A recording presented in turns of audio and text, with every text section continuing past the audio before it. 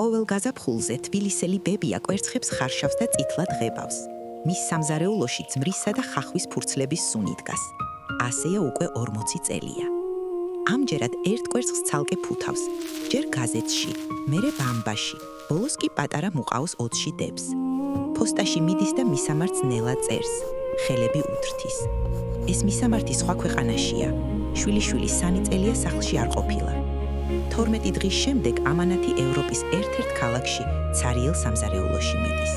ბიჭი მას მარტო ხსნის. შიგნით ერთი წითელი კვერცხი და დაკეცილი ბარათია, რომელზეც მხოლოდ 2 სიტყვა წერია. ქრისტე აღდგა. კვერცხს ორივე ხელით იჭერს, ის უკვე ცივია. თუმცა ნაჭუჭზე ბებიის თითის ანაბეჭდები ისევ ატყვია. მილიონობით ქართველი ცხოვრობს საზღვარგარეთ. ყოველ აღდგომას სუფრასთან ერთი სკამი ცარიელია, თუმცა კვერცხი მათ მაინც პოულობს.